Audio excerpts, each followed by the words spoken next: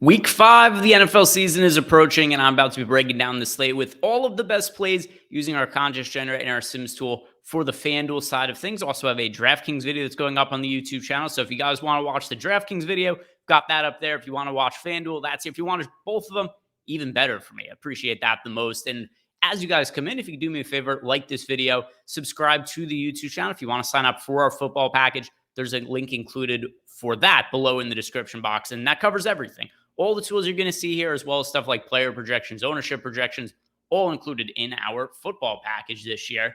But let's go ahead and look at the results of my lineups here. Built out 10,000 of them. They played each other 40,000 times, and these are the ones that ended up being projected the best, starting here with a double stack, actually, of the Tennessee Titans.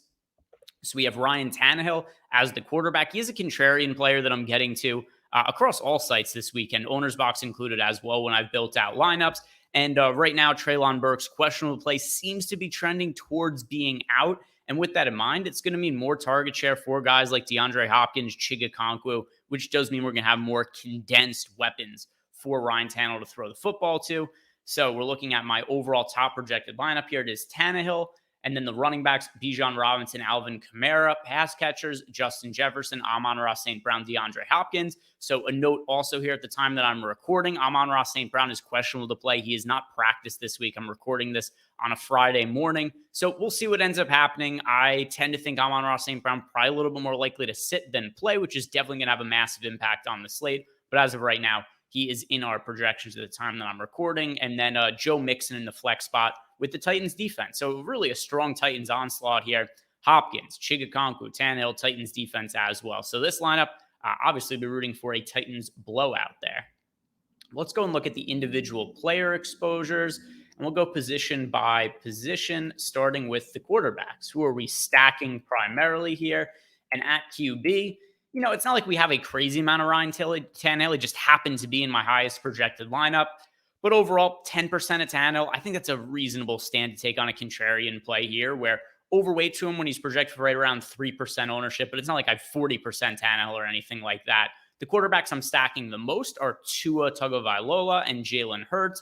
And then we've got some other tier of quarterbacks here, which includes Jared Goff, Ryan Tannehill, Matthew Stafford, Joe Burrow, and then coming in underweight to the field here on Patrick Mahomes, who's expected to be really popular. Second most projected running back in terms of ownership on FanDuel. We've got him projected for 14% ownership. Jalen Hurts at 18%. And the way that our data and tools is projecting these players out, we've got Jalen Hurts going under-owned on the slate and then Patrick Mahomes a little bit over-owned. So underweight to Mahomes, overweight to Jalen Hurts is the two most popular quarterbacks.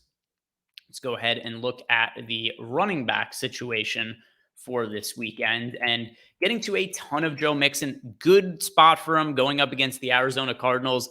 Still iffy on the status of Joe Burrow. We know he's going to be playing. How healthy is he?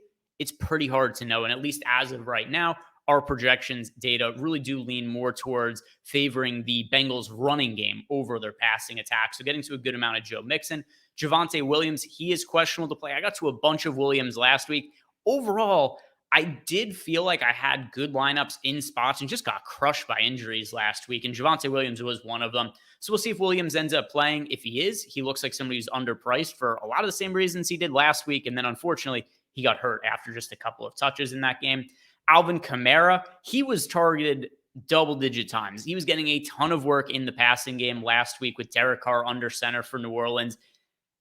I don't really see a reason for that to change. Alvin Kamara, to me, is a little bit too cheap. He's not all that popular either. So DraftKings and FanDuel, I like targeting Alvin Kamara due to the passing game work that it looks like he's going to be getting. And then Bijan Robinson and Devon Achane are rounding out our most rostered running backs. Underweight at the position, we're underweight to Pacheco, underweight to Ramondre Stevenson, underweight to David Montgomery, and underweight to Jonathan Taylor as of now. We have to also see what ends up happening with that situation. Jonathan Taylor expected to play on Sunday, his first game of the season, but how many snaps can we expect from him after the ankle injury in the offseason, the fact that he missed the first 4 games due to the contract disputes and everything that he has had going on with Indianapolis?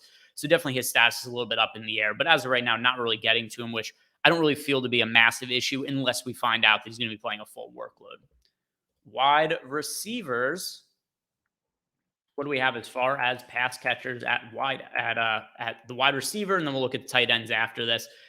So if we're looking at wide receivers, we're getting to a lot of DeAndre Hopkins, Justin Jefferson, and Amon-Ra St. Brown. The injury notes here, Hopkins is going to look really good under the assumption that Treylon Burks doesn't play. Amon-Ra St. Brown, we have to find out his injury status. Is he in? Is he out? And obviously, if he's out, he doesn't look all that good. And then we would have guys like Reynolds would look like a really good value play from Detroit. We get to tight end. Sam Laporta, who I already think looks really good. He would be a really elite tight end to get to if Amon-Ra St. Brown is ruled out. Also getting to Puka Nacua, Tyreek Hill, and Jalen Waddle here.